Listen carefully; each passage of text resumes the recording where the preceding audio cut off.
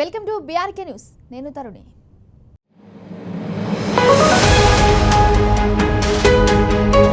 సాధారణంగా స్కూల్ పిల్లల బ్యాగ్లో ఏముంటాయంటే మీరేమంటారు? ఇదేం పిచ్చి ప్రశ్న. పిల్లల బ్యాగ్లో ఏముంటాయి? పుస్తకాలు, పెన్నులు, పెన్సిళ్ళు వంటివి ఉంటాయి అంటారు కదా. అవును, సాధారణంగా పిల్లల బ్యాగ్లో ఇవే ఉంటాయి. ఇవే ఉండాలి కూడా.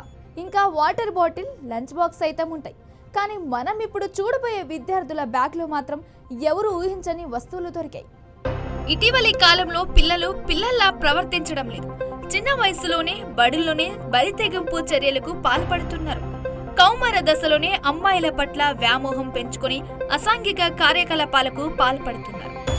రోజు రోజుకు కామాందులా చెలరేగిపోతూ అమ్మాయిలను తీవ్ర భయాందోళనకు గురి చేస్తున్నారు.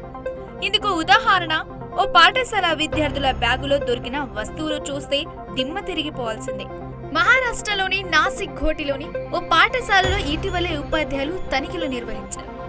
ముఖ్యంగా 7వ తరగతి నుంచి 10వ తరగతి చదువుతున్న విద్యార్థుల అవతారాలు, హెయిర్ స్టైల్ వికృతంగా ఉందని అనుమానం వచ్చి ఓ టీచర్ బ్యాగ్ చెక్ చేశారు. ఈ క్రమంలోనే ఎవరి ఊహకు అందని వస్తువులు దొరికాయి. ముఖ్యంగా చేతులకు పెట్టుకునే కడియాలతో పాటు కత్తులు, కండోమ్స్ ప్యాకెట్లు లభ్యమయ్యాయి. ఇవి చూసిన ఉపాధ్యాయులు షాక్ అయ్యారు.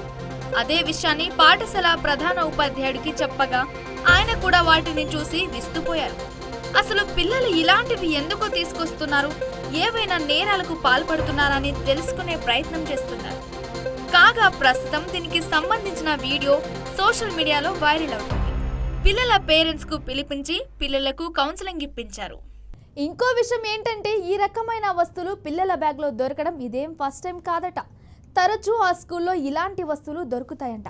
అయితే ఇలా దొరికిన వెంటనే వారి పేరెంట్స్ను పిలిపించి కౌన్సిలింగ్ ఇస్తామని స్కూల్ ప్రిన్సిపాల్ చెబుతున్నారు. పిల్లలను మార్చడానికి తాము ఎంత ప్రయత్నించినా ఇంత చిన్న వయసులోనే చెడిపోతున్నారని ఉపాధ్యాయులు బాధపడుతున్నారు.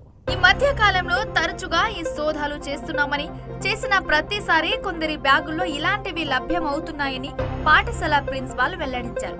అయితే పిల్లల గోప్యత దృష్ట్యా ఇవి ఎవరి బ్యాగులో దొరికాయో చెప్పడం లేదని, కారి తల్లిదండ్రులకు మాత్రం ఈ విషయం గురించి తెలిపామని అన్నారు.